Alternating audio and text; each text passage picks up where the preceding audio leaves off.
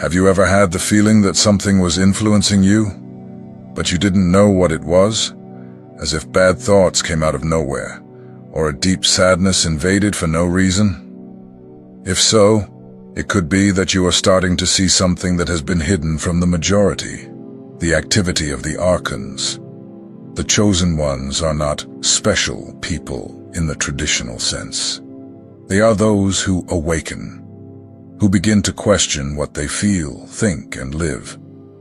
And according to ancient teachings, it was Jesus who showed how to see what is behind the veil, not with the eyes of the soul, but with physical eyes, in everyday reality. This vision has nothing to do with religion or exaggerated mysticism. It has to do with perception. The ARCHONS act in hiding because they know their power lies in invisibility. When you see them, the game changes. And that's what Jesus taught the chosen ones, how to break free from silent control and reclaim command over their own mind and energy. If you feel like you're seeing beyond the obvious, or if you want to awaken this ability to perceive what has always been there, this video is for you. We're going to talk about the technique, what the Gnostic tradition said about it, and why it was hidden for so long. If this topic makes sense to you, subscribe to the channel right now. Here, we share what has been silenced. Welcome. Have you ever noticed how certain negative thoughts appear out of nowhere, as if you were doing fine, and suddenly felt fear, anger, insecurity, or discouragement without explanation? Well, many of the chosen ones begin to awaken exactly like this, by realizing that something inside them is not theirs. The ancients called these influences ARCHONS, but what are they? ARCHONS are forces that act invisibly. They are not in front of you, but they are close enough to affect your mind, your emotions, and even your body. They connect to you through frequencies, energetic vibrations that are beyond common perception. Most people don't even notice, but the chosen ones, they feel, and over time, they learn to see. And what do they fear the most? Being seen. Why is their greatest fear being seen? Because as long as you don't notice them, they can act freely. They influence your thoughts, provoke internal conflicts, feed heavy feelings, all without being noticed. It's as if you were being manipulated by invisible strings, and you believe that everything is coming from you.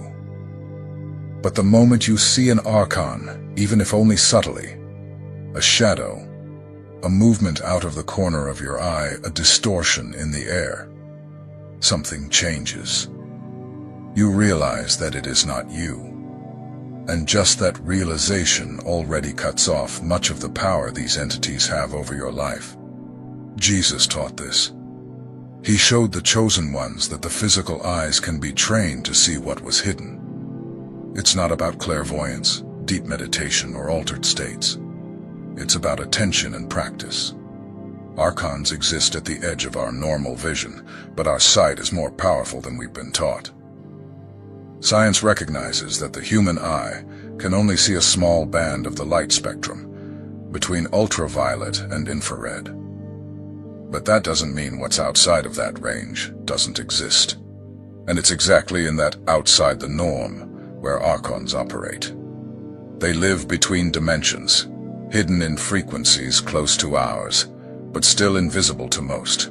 However, Jesus, according to Gnostic texts that were excluded from the traditional Bible, taught that it was possible to see the ARCHONS with open eyes, in waking life, in the ordinary world. This idea was censored because it placed the power to perceive and be free in people's hands, without needing religious intermediaries. Seeing these entities doesn't require superpowers.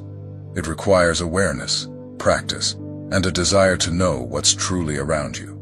And that is exactly what the ARCHONS fear, that you awaken. Because when a chosen one begins to see, they also begin to protect themselves.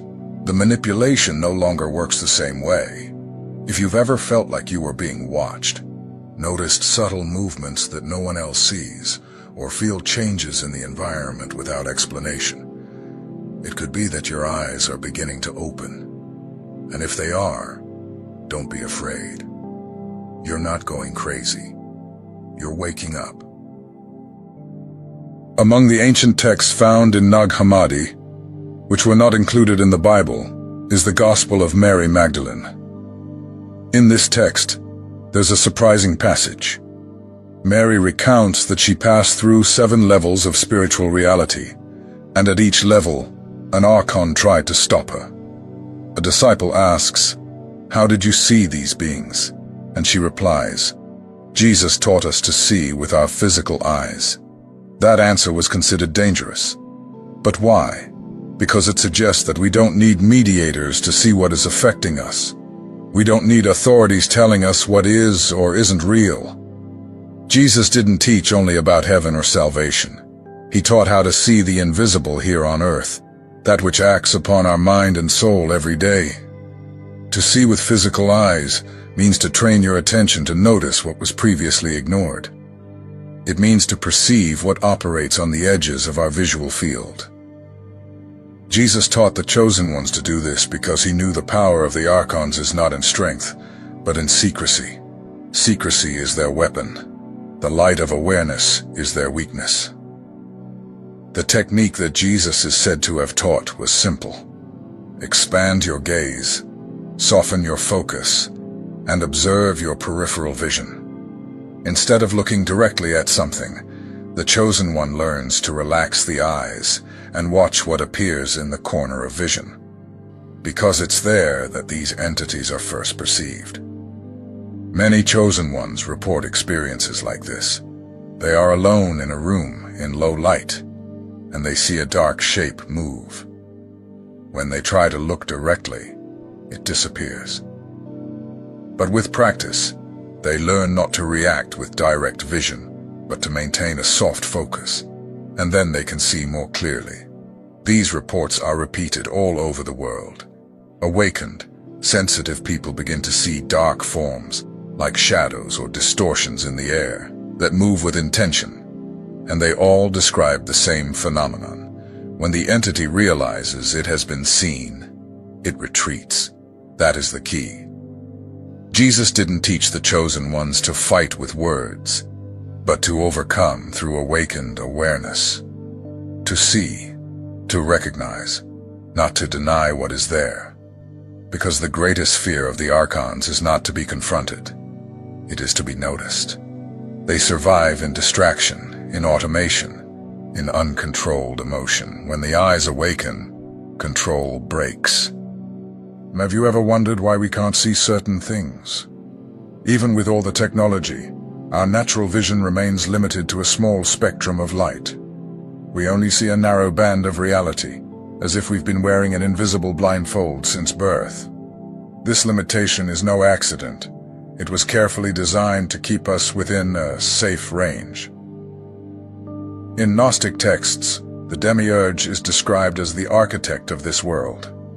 He is said to have shaped matter and physical bodies, imposing limits on our senses. The goal would be to prevent humans from perceiving what moves behind the visible reality. The eyes were adjusted to see only what is necessary, what interests the control system, leaving out what could set us free. The archons, who operate in frequencies adjacent to ours, take advantage of this limitation. They remain invisible because they know their influence only works when they're not perceived. They don't need to physically hide. It's enough that human eyes remain blind to the kind of presence they represent. Invisibility, for them, is power. It's the foundation of everything they can do. They don't enter your life by force, but through gaps. They infiltrate your thoughts, emotions, and impulses. And since you don't see them, you believe it all comes from you. The guilt, the fear, the unexplained exhaustion, the sudden sadness, all of it seems like part of your own mind. But when you see the archon behind it, something essential changes inside you. Vision, in this case, is more than a sense. It is liberation. Jesus, according to the texts the church tried to erase, knew this. He taught that physical sight could be trained to reach beyond the veil. It wasn't about supernatural gifts, but about recovering something that already existed, but had been suppressed since birth. A kind of natural sight that was deactivated. The brain, upon receiving visual stimuli, interprets and filters what it considers relevant. This means that much of what you don't see is actually being captured, but automatically discarded. The image may reach the retina, but not your consciousness. This mental filter is what the ARCHONS rely on most to keep acting unnoticed. But here is the key. This filter is not final. It is moldable, trainable, and can be recalibrated. When the chosen one begins to train their gaze to see beyond the surface, the brain starts processing information it once ignored. With practice, what once seemed like a shadow or impression begins to be seen as a real presence, and once that presence is recognized, it can no longer hide. Most awakened people report that the first sign comes through peripheral vision. A strange movement, a misshapen figure, a smudge in the air. And when they try to look directly, it disappears. This happens because central vision is still under the filter, while peripheral vision is more sensitive to subtle changes. That's why the training starts at the edge, at the margin of sight. These manifestations are not random. They intensify when the chosen one is emotionally vulnerable. Fear, anger, guilt, and desire are portals that ease the approach of the ARCHONS, and they know this. That's why they come closer in these moments. They connect to the person's energy field and provoke thoughts and feelings that reinforce this emotional state, creating a vicious cycle of manipulation. But when the chosen one truly sees, the game changes. The instant you see an ARCHON connecting to your field, it realizes it's been seen.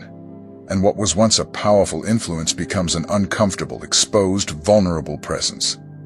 Because unlike what's often said, true protection doesn't come from fleeing, but from recognizing what's trying to dominate you. The chosen ones are not those who have more faith. They are those who have more awareness. Seeing is the first step in breaking the illusion of separation. And when you realize that what seemed like yours, the pain, the guilt, the sabotaging thought, is not yours, but from another that hides, you take back control of your own mind. The way we see the world is trained from early on. As children, we learn to look with focus, seeking sharpness, clarity, and direction. But to see the ARCHONS, what Jesus taught was exactly the opposite. He spoke of a kind of vision that doesn't strain, doesn't search, doesn't focus. A calm, receptive gaze that allows seeing without trying to see. This practice is called soft gaze, and it begins with a change of posture toward one's own perception. Instead of trying to hunt for hidden presences, the chosen one learns to simply observe the environment gently. It's not a meditation, nor a trance. It's being awake, with eyes open, but without forcing vision, just allowing perception to happen. The first step is to prepare the environment, a space with dim lighting, neither completely dark nor overly bright, tends to be ideal. The low light creates contrast, and it's in this contrast that ARCHONS are most visible. Neutral walls, few visual stimuli, and no direct distractions help to concentrate attention. The chosen one sits comfortably, facing a clear space, and softens the gaze. This type of gaze has no fixed point. It's broad, diffuse, as if you were looking through things, not directly at them. Your eyes relax. There's no muscle tension, no expectation. The focus moves from the center and spreads to the edges. That's when peripheral vision begins to work. And it's through it that the first contact usually occurs. Peripheral vision is more sensitive to movement, subtle lights, and distortions. It has access to a broader frequency range then central vision. That's why many report seeing something out of the corner of the eye. A dark shape, a strange glow, a ripple in the air. And when they turn their head to look directly, it vanishes. This is the central vision filter in action. The secret is not to try to see directly. When you notice something strange at the edge of vision, keep looking softly. Don't chase it. Allow it to stay there. Over time, the brain starts recognizing that it's constant, not imagination. And the once rigid filter begins to loosen. It's at that moment that the Archon appears more clearly. They don't appear as monsters or perfect figures. They appear as subtle distortions, like dense fog, a shadow with depth, a misshapen glow that moves consciously. It's not something frightening. It's just strange. And the most impactful moment is when you realize that the presence reacts to your attention. It moves away, shifts position, or simply disappears. That reaction is the clearest sign that what you're seeing is real. Mental images don't hide, but conscious presences do. When the Archon realizes it's been seen, it backs off. Not because you're physically stronger, but because your awakened consciousness breaks the cycle of manipulation. You're no longer on autopilot. You're awake. The practice should be daily, for at least 7 to 10 minutes. And the more you repeat it, the clearer it becomes. It's not about perfect vision. It's about recognizing, about feeling the presence with open eyes. Once you see, that ability doesn't go away. The eyes learn. And the brain stops filtering what was once denied. The most important thing is that you are not invoking anything. You're not calling entities. You're simply removing the veil that was hiding what has always been present. Your attention is the key, and your gaze, trained with softness, becomes the portal to liberation. Because seeing is understanding, and understanding is the beginning of the Chosen One's freedom. Seeing what was hidden changes everything. The moment the eyes capture the presence of something that once seemed like just a strange feeling, perception is transformed. The Chosen One no longer walks in the dark. They begin to understand that many emotions, thoughts, and impulses don't arise out of nowhere. They have an external and directed origin. The first visual contacts with the Archons are often unsettling. They don't appear with fixed forms. Some appear as dense shadows with their own movements.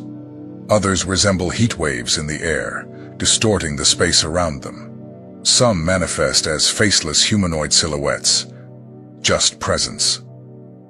The form may vary, but the feeling is always the same. Something is watching you. It's common that, upon seeing them for the first time, the Chosen One doubts themselves.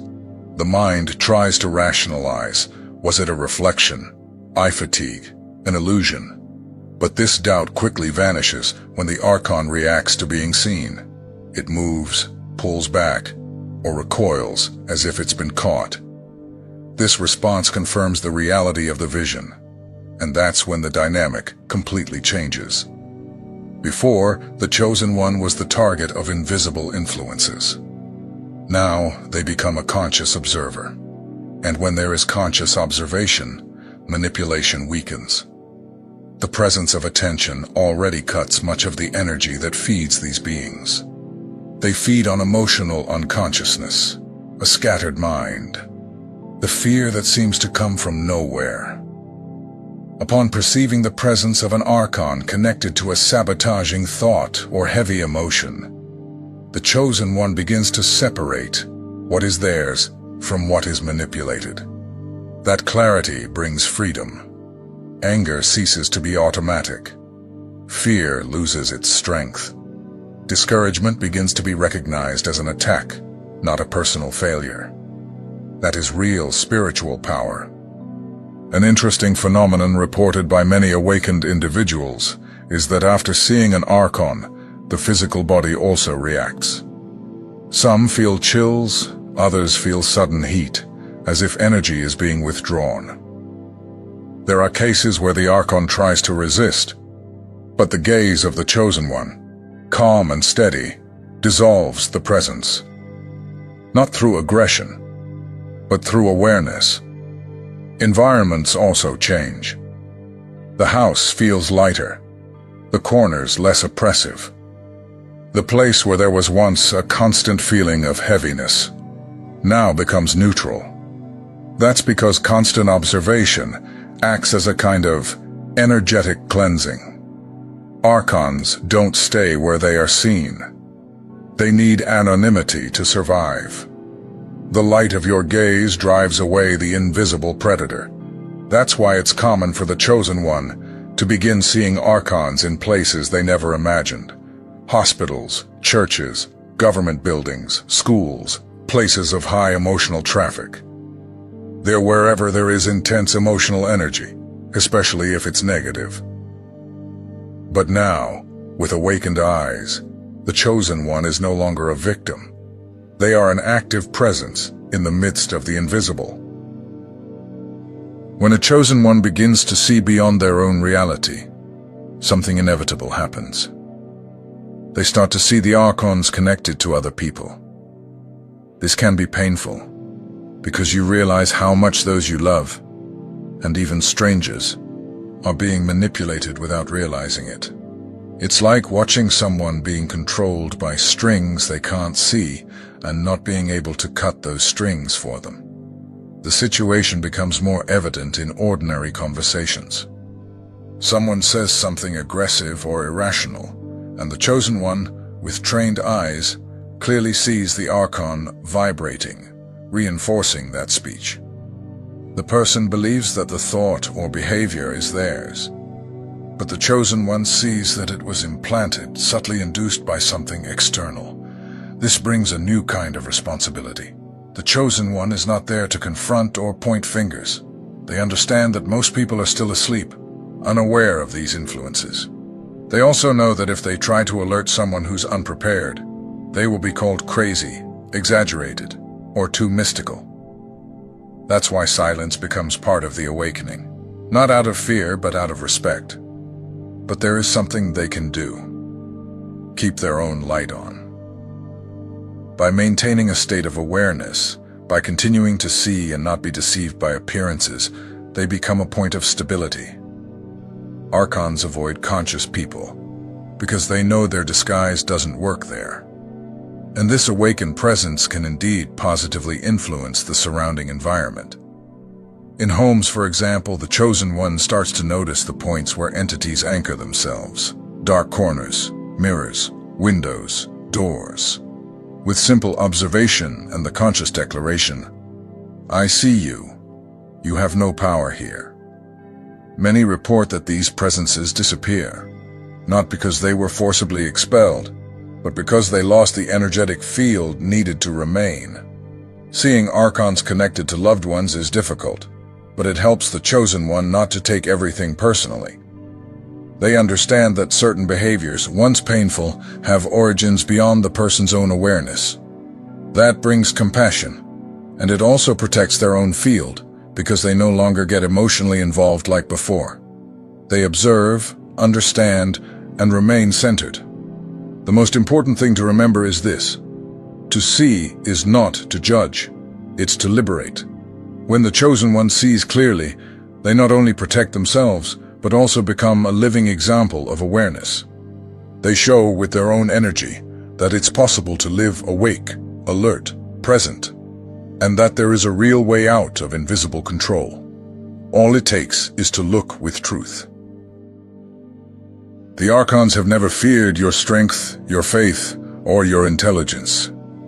What they truly fear is your awakened consciousness, the exact moment when you stop merely feeling and start seeing. Because while you're just feeling, there is still doubt. While you perceive but don't identify, there is still room for manipulation. But when your eyes see clearly, there is no more room for control. Invisibility is the Archon's main tool.